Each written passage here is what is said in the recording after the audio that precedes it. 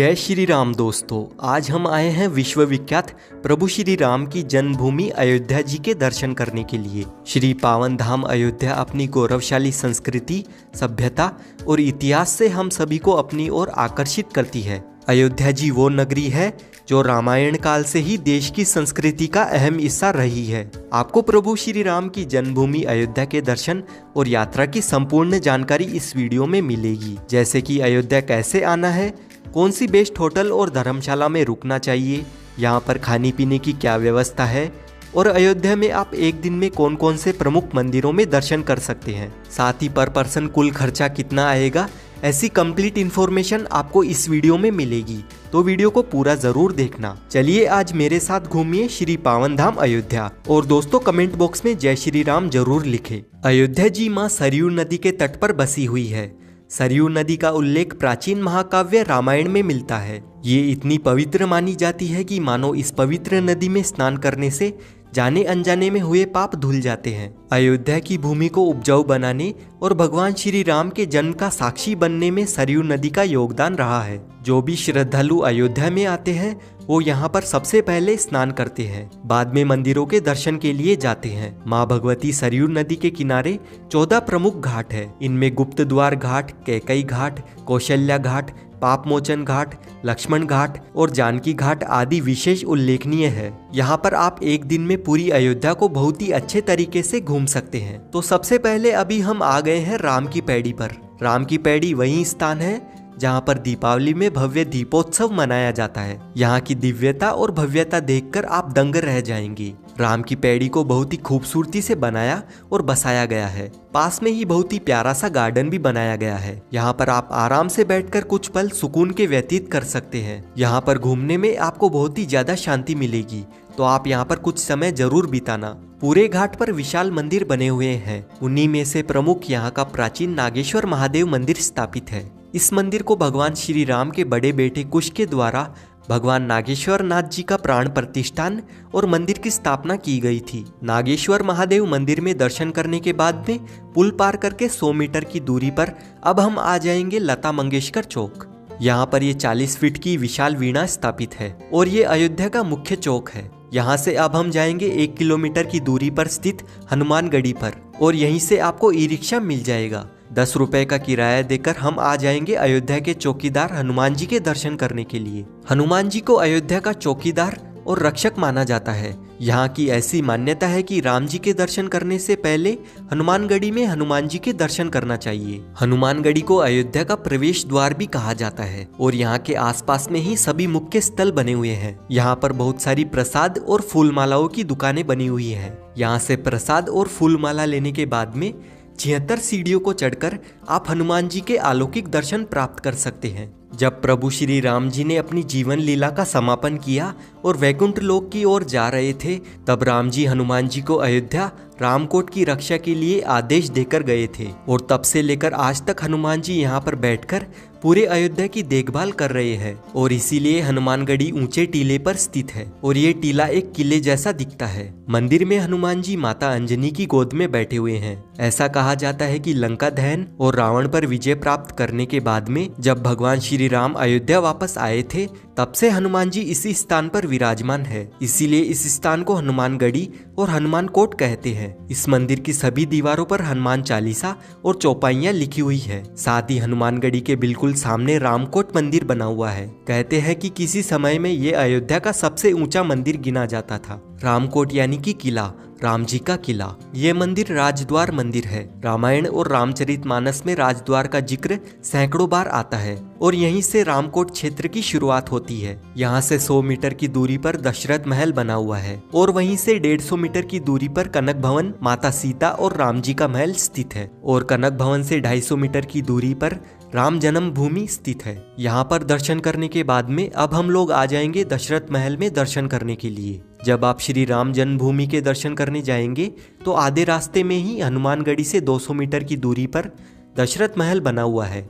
हनुमानगढ़ी से ये जो रास्ता आपको सामने की ओर नजर आ रहा है ना, बस इसी रास्ते में आपको सामने ही दशरथ महल का मुख्य द्वार दिखाई देगा। महल के अंदर प्रवेश करने के बाद में यहाँ पर आपको भव्य महल बना हुआ दिखेगा। यहाँ की ऐसी मान्यता है कि राजा दशरथ ने इस महल की स्थापना त्रेता युग में की थी। महल के अंदर बहुत ही प्यारा सा मंदिर बना हुआ है। यहाँ पर प्रभु श्री राम सहित पूरा परिवार विराजमान है। यहाँ पर हमें पिताजी दशरथ के साथ में चारों भाई और तीनों माताएं संग राम जी के पूरे परिवार के साथ में दर्शन होते हैं और इस मंदिर की शैली आपको बहुत ही ज्यादा मनभावन लगेगी।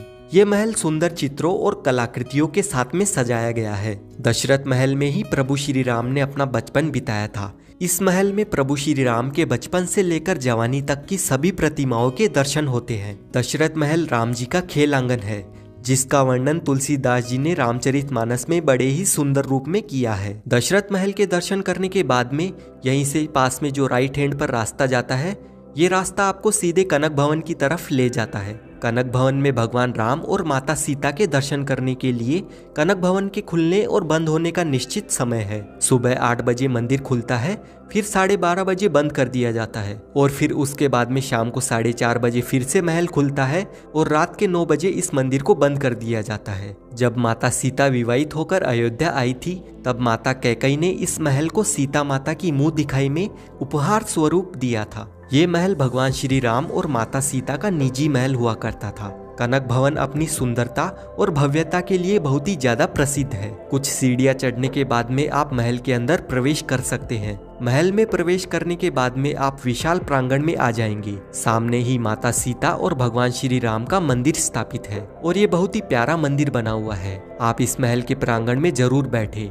यहाँ पर गीत और संगीत का आयोजन भी होता है, जिसका अनुभव बहुत ही ज्यादा खास रहता है। आपको यहाँ पर बैठ के बहुत ही ज्यादा सुकून और शांति मिलेगी। तो आप कनक भवन में दर्शन करने जरूर आइए। कनक भवन में दर्शन करने के बाद में अब हम लोग चलेंगे राम जन्मभूमि मंदिर में प्रभु श्री राम जी के दर्शन करने के लिए। राम जन्मभूमि मंदिर के खुलने और बंद होने का एक निश्चित समय है। सुबह 7 बजे मंदिर खुलता है, फिर 11:30 बजे बंद कर दिया जाता है और उसके बाद में दोपहर 2 बजे फिर से मंदिर खोला जाता है और शाम को 7 बजे बंद कर दिया जाता है। पूरी दुनिया इस मंदिर के इतिहास को जानती है, कैसे मुगल शासकों के द्वारा इस मंदिर को नष्ट किया गया था। 1528 में इस मंदिर को तोड़कर उसी मलबे से मंदिर के ऊपर बाबरी मस्जिद को बना दिया गया था। उसके बाद कई राजाओं और वीरों ने राम जन्मभूमि पर अपना अधिकार पाने के लिए कई लड़ाइयों का सामना किया और आज भी कार सेवकपुरम में राम मंदिर कार्यशाला में राम मंदिर का वो ढांचा रखा हुआ है, जिसे सच करने के लिए कई कार सेवकों ने अपना बलिदान देकर अंत में लंबे विवाद और सैकड़ों वर्षों के इंतजार के बाद में माननीय सुप्रीम कोर्ट की 5 जजों की बेंच ने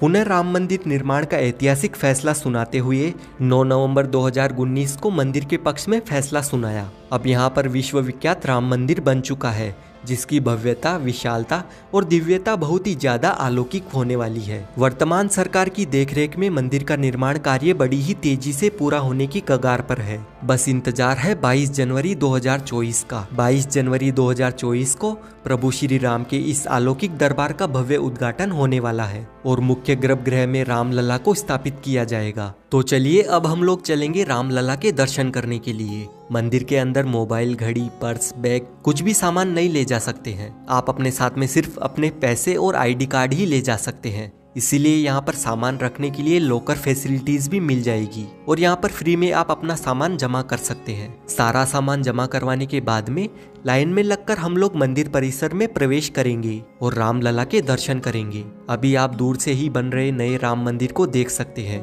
राम मंदिर का निर्माण कार्य लगभग पूरा हो चुका है और पूरी अयोध्या नगरी का सौंदर्यीकरण किया जा रहा है। आने वाले समय में अयोध्या नगरी स्वर्ग जैसी बन जाएगी। यहाँ पर बहुत ही जोरों शोरों से विकास कार्य हो रहे हैं और एकदम नए तरीके से अयोध्या नगरी को बसाया जा रहा है। दोस्तों अब हम लोग जान लेते हैं अयोध्या पहुँचे कैसे। तो यहाँ तक आने के लिए सबसे बेस्ट और कन्वीनियंट ऑप्शन रहता है ट्रेन का। अयोध्या में 2 रेलवे स्टेशन बने हुए हैं। पहला अयोध्या जंक्शन और दूसरा है अयोध्या कैंट। देश के हर प्रमुख स्टेशन से आपको यहाँ तक डायरेक्ट ट्रेन मिल जाएगी। अयोध्या जंक्शन से श्री राम जन्मभूमि मंदिर की दूरी लगभग 1 किलोमीटर है। वहीं राम की पैड़ी सरयू घाट की दूरी लगभग 3 किलोमीटर है और आप ई रिक्शा के माध्यम से 20 रुपए का किराया देकर आराम से पहुंच जाएंगे। वहीं बात करें अयोध्या कैंट रेलवे स्टेशन की, तो यहाँ से राम की पैड़ी की दूरी लगभग 11 किलोमीटर है। आप ई रिक्शा के माध्यम से 50 रुपए का किराया देकर सरयू घाट तक आ सकते हैं। वहीं आप अगर फ्लाइट के माध्यम से अयोध्या आना चाहते हैं तो अयोध्या में भव्य महर्षि वाल्मीकि इंटरनेशनल एयरपोर्ट बन चुका है और राम मंदिर के उद्घाटन से पहले ही अयोध्या में आने वाले भक्तों के लिए 1 जनवरी 2024 से शुरुआत में दिल्ली, मुंबई, बेंगलुरु और हैदराबाद से सीधे अयोध्या तक हवाई यात्रा की सुविधा मिल जाएगी, तो आप आराम से फ्लाइट से भी अयोध्या आ सकते हैं। अब बात करते हैं कि आपको होटल या धर्मशाला कहाँ पर लेनी चाहिए। वैसे तो पूरे अयोध्या में बहुत सारी धर्मशालाएं और होटल बने हुए हैं, लेकिन अयोध्या जंक्शन रेलवे स्टेशन के सामने जो रोड जाती है, इस रोड पर बहुत ही अच्छे और बजट होटल मिल जाते हैं। आप यहाँ पर आराम से होटल या धर्मशाला ले सकते हैं। यहाँ पर नॉन एसी रूम 600 रुपए से स्टार्ट होते हैं, वहीं एसी रूम 900 रुपए तक मिल जाते हैं। अयोध्या में हम लोग खाने पीने की बात करें तो दोस्तों कनक भवन के पास में ही कनक सरकार रसोई बनी हुई है। इस रसोई में एकदम शुद्ध बहुत ही स्वादिष्ट भोजन मिलता है। मात्र 90 रुपए से 150 रुपए में आप यहाँ पर अनलिमिटेड थाली भोजन ग्रहण कर सकते हैं। और इस रसोई में घर पर बने गाय के देसी घी से सारा खाना बनाया जाता है और यहाँ से आप अपने घर के लिए 900 रुपए लीटर शुद्ध गाय का घी खरीद कर भी लेकर जा सकते हैं। अगर आप अयोध्या आते हैं तो एक बार इस रसोई को जरूर विजिट करना। वहीं अगर आप यहाँ पर फ्री में भोजन करना चाहते हैं तो राम मंदिर के पास में ही अमावा राम मंदिर बना हुआ है। यहाँ पर राम रसोई बनी हुई है। इस रसोई में आप निशुल्क में भोजन कर सकते हैं और आपको यहाँ पर बहुत ही स्वादिष्ट भोजन करवाया जाता है। दोस्तों अगर आप अयोध्या सुबह आ जाते हैं, पूरे दिन यहाँ पर दर्शन करने के बाद में शाम को अपने घर के लिए लौट जाते हैं, तो आप मान के चलिए कि मात्र 1000 से 1500 रुपए के बजट में बहुत ही अच्छे तरीके से आप इस यात्रा को पूरा कर लेंगे। इस बजट में आपका ट्रेन का किराया, खाना पीना और यहाँ पर ई रिक्शा में लगने वाला किराया इंक्लूड है। और अगर आप एक नाइट यहाँ पर रुकते हैं तो 1500 से 2000 रुपए में आप आराम से अयोध्या दर्शन कर लेंगे, क्योंकि दोस्तों यहाँ पर कोई भी लूटामारी नहीं है। आप कम बजट में इस यात्रा को पूरा कर लेंगे।